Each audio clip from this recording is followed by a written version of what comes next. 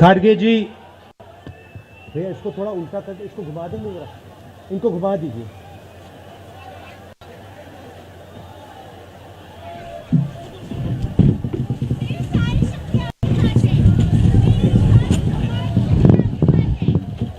खारगे जी, कमल हसन जी,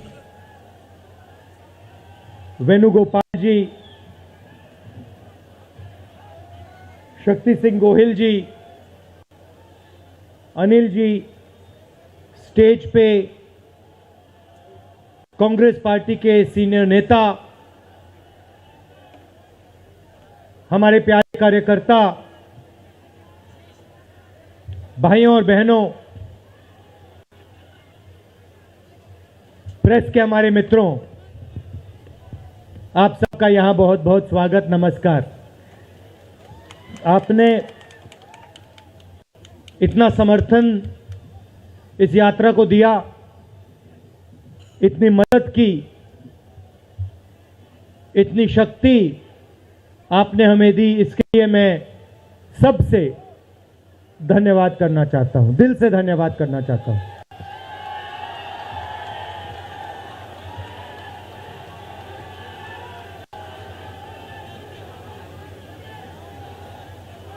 इस यात्रा का लक्ष्य भारत को जोड़ने का है।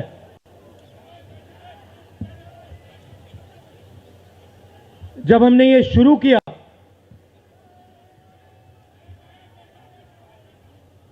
कन्याकुमारी में यात्रा शुरू की, तो मैं सोच रहा था कि नफरत को मिटाने की जरूरत है, और मेरे दिमाग में था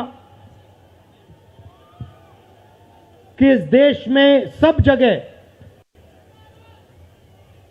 नफरत फैली हुई है, मगर जब मैंने चलना शुरू किया तो सच्चाई बिल्कुल अलग थी। मैंने मीडिया के बारे में कहा, शुरुआत में कहा कि हमारे दोस्त हैं,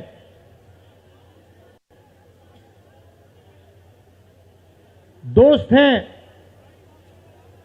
मगर हमारी बात टीवी पे कभी नहीं दिखाते हैं। और वो तो तब भी ठीक है,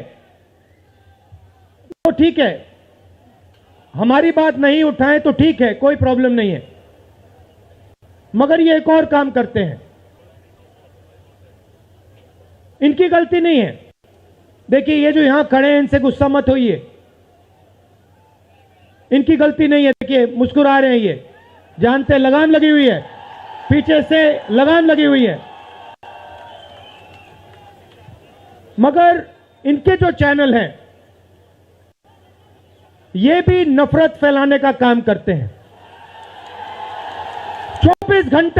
24 घंटा हिंदू मुस्लिम, हिंदू मुस्लिम, हिंदू मुस्लिम, हिंदू मुस्लिम, हिंदू मुस्लिम। ये सच्चाई नहीं है भाइयों और बहनों। मैं चला हूं कन्याकुमारी से यहां तक, ये सच्चाई नहीं है। ये मीडिया में चलाया जाता है, फैलाया जाता है। ये देश एक है। इन सड़कों पे लाखों लोगों से मिला हूं, सारे के सारे एक दूसरे से मोहब्बत करते हैं, प्यार करते हैं, गले लगते हैं। तो सवाल उठता है, क्योंकि ये नहीं कर रहे हैं, इनके पीछे जो शक्ति है, इनके पीछे जो शक्ति है वो कर रही है। तो सवाल उठता है, ये क्यों हो रहा है? जब सच्चाई ये है कि देश का आम नागरिक, चाहे हिंदू हो, मुस्लिम हो, सिख हो, ईसाई हो, किसी भी जात का हो, वो एक दूसरे से प्यार करता है, मोहब्बत करता है, एक दूसरे की इज्जत करता है। 90% लोग इस देश के एक दूसरे से प्यार करते हैं, मोहब्बत करते हैं, इज्जत करते हैं। देखिए मेरे सामने, ये देखिए, घूम के देखिए, ये जैन मंदिर है, गुरुद्वारा है, मंदिर है, मस्जिद है, ये है हिंदुस्तान। ये सच्चाई है हिंदुस्तान की, और ये नई बात नहीं है, ये हजारों साल से इस देश की सच्चाई है। प्यार से ये देश मिलकर एक साथ रहा है। तो सवाल उठता है, ये जो मीडिया के लोग हैं, ये नहीं जो इनके पीछे हैं, ये नफरत क्यों फैलाना चाहते हैं? आपने कभी पूछा अपने आप से कि मीडिया 24 घंटा कभी मोहब्बत की बात नहीं करेंगे? कभी आपने देखी है? कभी टीवी पे देखा कि देखो एक हिंदुस्तानी दूसरे हिंदुस्तानी से गले लग गया? कभी देखा? नहीं, कभी नहीं दिखेगा। सही बात है ना? सही बात, कभी नहीं दिखेगा। इसका कारण है भाइयों और बहनों, मैं आपसे पूछना चाहता हूं, आप में से किसी का कभी जेब काटा गया है? आपका जेब काटा गया? आपका जेब काटा गया? तो जब जेब काटा जाता है, आपका काटा गया ना, तो जब कोई आपका जेब काटता है तो वो क्या करता है? सबसे पहले उसे क्या करना पड़ता है? नहीं, ब्लेड तो बाद में आता है, मगर पहले क्या करता है? पहले वो आपके ध्यान को इधर करता है, आपके ध्यान को लेकर उधर ले जाता है। भाइयों और बहनों, ये जो करा जा रहा है, आपके ध्यान को हटाने के लिए किया जा रहा है, और ये 24 घंटा करते हैं और फिर आपकी जेब काटी जाती है। बढ़िया, बढ़िया, क्योंकि सच्चाई है। 24 घंटा हिंदू मुस्लिम, हिंदू मुस्लिम, हिंदू मुस्लिम, और फिर जो भी आपका पैसा है, किसानों का, मजदूरों का, आपके एयरपोर्ट, आपके पोर्ट, आपकी सड़कें,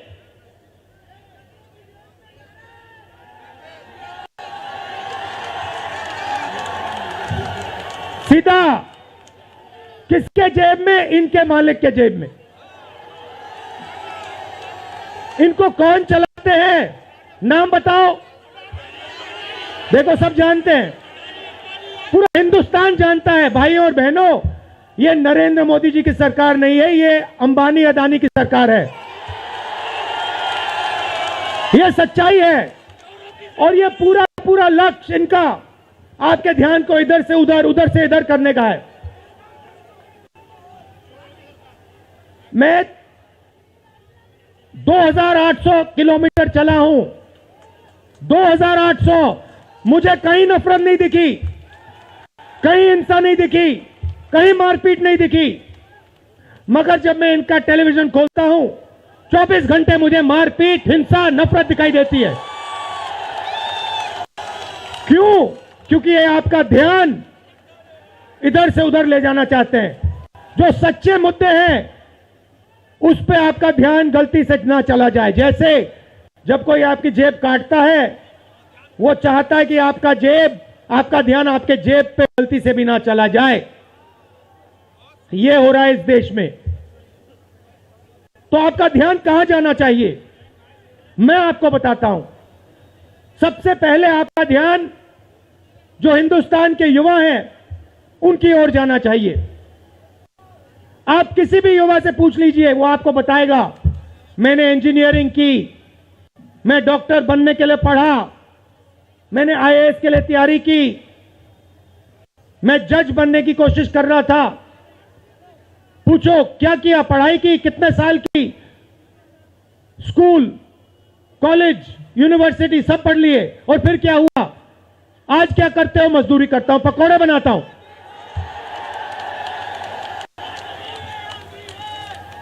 बेरोजगारी क्यों आई? मैं आपको बताता हूं। और जो हमारे छोटे व्यापारी हैं, जो स्मॉल और मीडियम बिजनेस चलाते हैं, आप अच्छी तरह सुनिए, क्योंकि आप इस देश के भविष्य हो। अगर इस देश को कोई रोजगार दे सकता है तो इस देश का किसान और ये जो छोटे व्यापारी हैं और स्मॉल और मीडियम बिजनेसेस चलाते हैं ये लोग हैं। क्यों? क्योंकि ये लाखों हैं, ये लाखों में हैं और कोई 100 लोगों को रोजगार देता है, कोई 500 को देता है, कोई 1000 को देता है, कोई 25 को देता है, कोई 35 को देता है और ये लोग देश को रोजगार देते हैं। अब इनकी बात करते हैं। ये 24 घंटे लगे रहते हैं, बैंक के दरवाजे इनके लिए बंद होते हैं। हिंदुस्तान के 2-3 अरबपतियों को 1 लाख करोड़, 2 लाख करोड़, 3 लाख करोड़ ऐसे दिया जाता है। ये बैंक के सामने जाते हैं, इनको धकेल के निकाल दिया जाता है। राइट? अब क्या? ठीक है, बैंक का पैसा नहीं दिया तब भी मान ली बात, तब भी मान ली बात। मगर फिर क्या किया? फिर प्रधानमंत्री ने नोटबंदी की और प्रधानमंत्री ने गलत जीएसटी लागू की। भाइयों और बहनों, ये पॉलिसी नहीं है, ये हथियार है। छोटे व्यापारियों को, स्मॉल और मीडियम बिजनेस वालों को और किसानों को मारने के हथियार हैं ये। और जब इन्होंने ये काम किया तो देश के जो युवा हैं उनको रोजगार नहीं मिल सकता, सवाल नहीं उठता, क्योंकि जो रोजगार देने वाले हैं उनकी रीढ़ की हड्डी आपने तोड़ दी। किसके लिए तोड़ी? किसके लिए तोड़ी? इनके जो मालिक हैं उनके लिए तोड़ी। गेम को समझो। अब देखिए, अब आगे चलते हैं। युवाओं की बात की, स्मॉल और मीडियम बिजनेस वालों की बात की, दुकानदारों की बात की। अब सड़कों पे मुझे हजारों किसान मिले हैं। एक सेकंड में पहचान लेता हूं, जैसे ही हाथ मिलाता हूं समझ आ जाता है ये मजदूर है या ये किसान है। हाथ से पता लग जाता है, छिले हुए हाथ होते हैं। अच्छा, एक और सवाल है जो मैं सोच रहा हूं।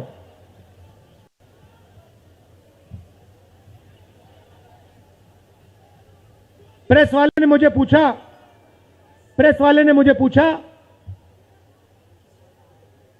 क्या आपको ठंड नहीं लगती? और मैंने सोचा ये मुझसे पूछ रहे हैं, हिंदुस्तान के किसान से क्यों नहीं पूछते? ये हिंदुस्तान के मजदूर से क्यों नहीं पूछते? ये हिंदुस्तान के गरीब बच्चों से क्यों नहीं पूछते? फिर कहते देखो 2800 किलोमीटर चल लिए, कोई बड़ी बात नहीं है। पूरा हिंदुस्तान चलता है, जिंदगी भर चलता है। किसान चलता है, मजदूर चलता है, फैक्ट्री में जो काम करते हैं वो चलते हैं। तो हमने ये कोई बड़ा काम नहीं किया भाई और बहनें, पूरा हिंदुस्तान करता है, रोज करता है। हम 2800 किलोमीटर चलते हैं, किसान शायद जिंदगी में 10,000, 15,000, 20,000 चल लेता है।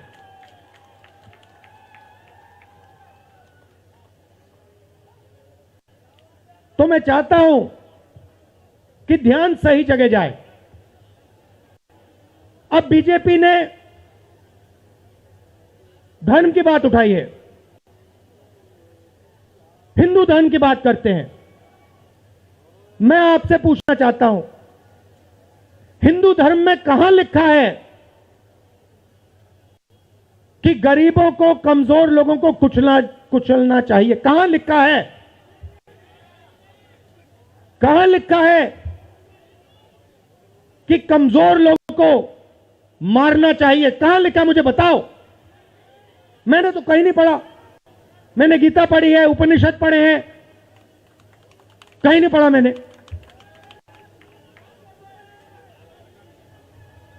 आपने पढ़ा कहीं?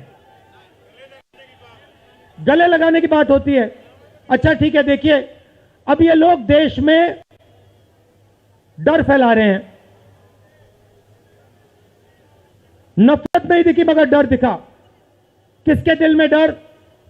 किसान के दिल में, युवाओं के दिल में, छोटे दुकानदारों के दिल में, स्मॉल और मीडियम बिजनेस जो चलाते हैं उनके दिल में, माताओं बहनों के दिल में। मुझसे कहती है, राहुल जी बीजेपी की सरकार में हम तो सड़क पर, शाम को सड़क पर नहीं निकल सकते। तो डर फैला दिया है। सही सही। अच्छा, आपने शिव जी की फोटो देखी है? उसमें उनका हाथ ऐसे देखा आपने? इसको क्या कहते हैं? इसको क्या कहते हैं? इसको अभय मुद्रा कहते हैं। इसका मतलब क्या होता है? इसका मतलब होता है डरो मत। तो शिव जी कहते हैं डरो मत, हिंदू धर्म कहता है डरो मत, और ये लोग 24 घंटा इस देश में डर फैलाने की कोशिश करते हैं। अच्छा, एक और मजे की बात बताता हूं आपको। मैं सोच रहा था, आपने ये यात्रा देखी होगी, इसमें आपको हिंसा दिखी? कहीं नहीं दिखी? किसी ने किसी को मारा? किसी ने गाली दी? नहीं। आपने इसमें नफरत देखी? बिल्कुल नहीं। इसमें किसी ने यह पूछा भैया तुम्हारा धर्म क्या है? किसी ने कहा भाई तुम हिंदू हो, मुसलमान हो, सिख हो, ईसाई हो, क्या हो? नहीं। किसी ने यह पूछा तुम स्त्री हो या पुरुष हो? किसी ने यह पूछा तुम्हारी क्या जात है? बिल्कुल नहीं। कपड़े भी नहीं पूछे, कपड़े भी नहीं पूछे। अच्छा, इसमें आपने देखा होगा, पता नहीं आपने देखा या नहीं, इसमें कुत्ते भी आए। कुत्ते भी आए इसमें, कुत्ते आए। और आपने, अगर आप टीवी देख रहे होते, आपने एक चीज देखी होगी, कुत्ते को किसी ने नहीं मारा, किसी ने नहीं मारा। इसमें गाय भी आई, भैंस भी आए, सुअर भी आए। मैंने देखा वो, तो सब जानवर आए, सब लोग आए, और यहां पे कोई नफरत नहीं थी। जैसा हमारा हिंदुस्तान है वैसे ही ये यात्रा है। कोई नफरत नहीं, कोई हिंसा नहीं, कोई गलत सवाल नहीं। कभी कभी कोई गिर जाता, जैसे हमारे हरियाणा के पीसीसी गिरे, धड़ाम से गिरे, केरला के सब नेता गिर गए, 1 सेकंड में लोग उनको उठा लेते थे। 1 सेकंड में, टाइम नहीं लगता था। यह है हिंदुस्तान। नहीं, देखिए मैं आपको एक बात बताता हूं, सच्चाई समझनी होगी। सच्चाई यह है कि जैसे इन पर लगाम लगी हुई है, वैसे हिंदुस्तान के प्रधानमंत्री पे भी लगाम लगी हुई है।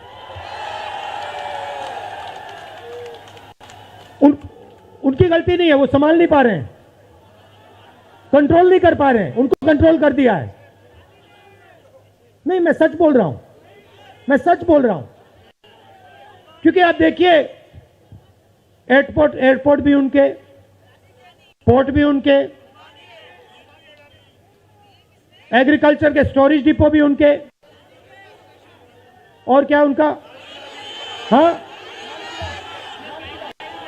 लाल किला भी उनका, लाल किला भी उनका, सारे के सारे पब्लिक सेक्टर की कंपनियां उनकी,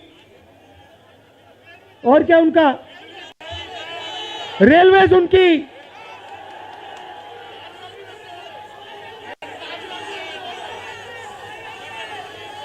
अभी भाइयों और बहनों ताजमहल भी चला जाएगा, तो सब कुछ उनका। तो ये देश की सच्चाई है। हाईवे भी उनके, सेलफोन भी उनके,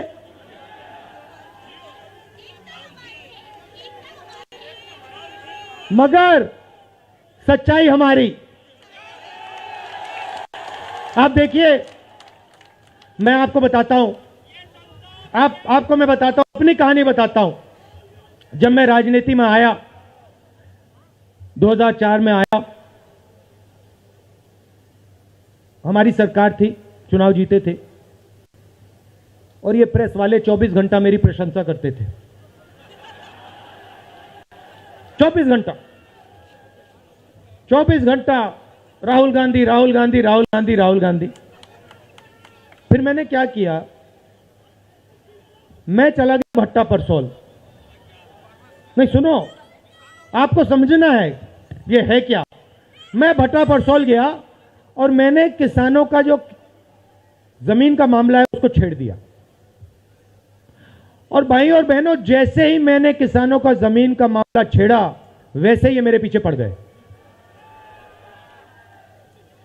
उसके बाद जमीन अधिग्रहण बिल, भट्टा परसोल के बाद जमीन अधिग्रहण बिल लाया, कांग्रेस की सरकार लाई। उसके बाद तो पूरा फुल टाइम 24 घंटा मेरे पीछे पड़ गए। प्रधानमंत्री जी ने, बीजेपी ने, मैं आपको सच्चाई के बारे में बताना चाह रहा हूं, प्रधानमंत्री ने, बीजेपी ने हजारों करोड़ रुपए लगा दिए मेरी छवि को खराब करने में। हजारों करोड़ रुपए। और आपने देखा होगा, मैंने एक शब्द नहीं बोला, बिल्कुल चुप, बिल्कुल चुप। मैंने एक शब्द नहीं बोला। मैंने ये नहीं बोला भैया ये गलत बोल रहे हैं, ये ठीक नहीं है ना, मैं बिल्कुल चुप, चुप। क्योंकि मैंने कहा चलो देखता हूं कितना दम है, और लगाया। पूरी की पूरी मीडिया लग गई, व्हाट्सएप पे लगाया, फेसबुक पे लगाया, सब जगह 24 घंटा राहुल गांधी के बारे में। कुछ नहीं बोला मैंने, पूरे देश में फैला दिया। और फिर एक महीने मैंने आपको सच्चाई दिखा दी, और पूरा पूरा खत्म। देखो सच्चाई कैसे काम करती है। सच्चाई को छुपाया नहीं जा सकता है, कहीं ना कहीं से सच्चाई बाहर आ जाती है। और यह यात्रा हिंदुस्तान को जोड़ने की है। क्यों? क्योंकि इस नफरत से, इस डर से हमारे प्यारे देश को नुकसान हो रहा है।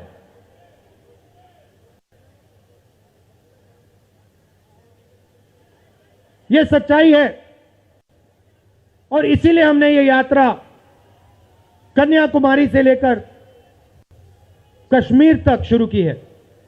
और ये जो हमारा तिरंगा है, इसको हम श्रीनगर में जाके वहां पे लहराएंगे। और आप में से हजारों लोग हमारे साथ चलोगे, हजारों लोग चलोगे।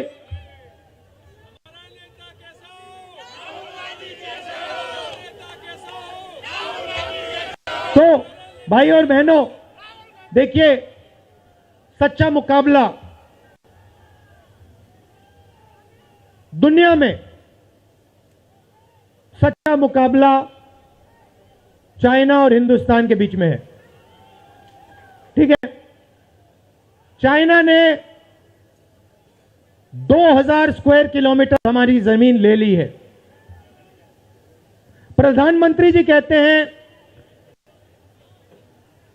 कि हमारे बॉर्डर के अंदर कोई नहीं आया। तो भैया प्रधानमंत्री जी, अगर कोई नहीं आया तो हमारी सेना उनकी सेना के साथ 21 बार क्यों बात कर रही है? और हमारे जो सेना के लोग हैं, हमारे डिफेंस फोर्सेस के लोग हैं, वो क्यों कह रहे हैं कि चाइना ने हमारी जमीन ले ली है? मगर देखिए, कंपटीशन आर्थिक है, मुकाबला आर्थिक है। ये आपके जो सेलफोन है, ये आपके जो शर्ट है, जूते हैं, इसके पीछे आप देखिए, प्रेस वालों के जो कैमरा है इसके पीछे देखिए, उसके पीछे आपको लिखा दिखेगा मेड इन चाइना।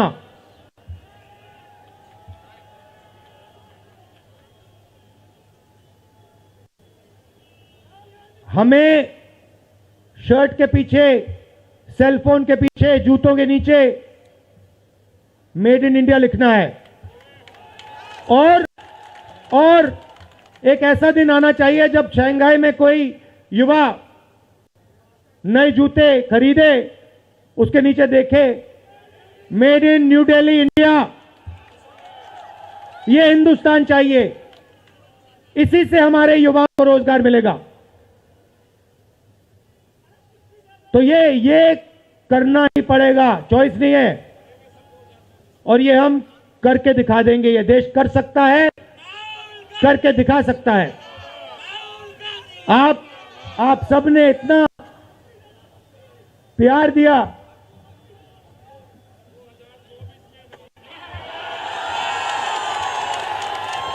आपने इतना प्यार दिया। मैंने भाषण में राजस्थान में कहा था, आपके नफरत के बाजार में हम मोहब्बत की दुकान खोलेंगे। आपने लाखों दुकानें खोल दी हैं। आप सबका दिल से बहुत बहुत धन्यवाद। नमस्कार, जय हिंद।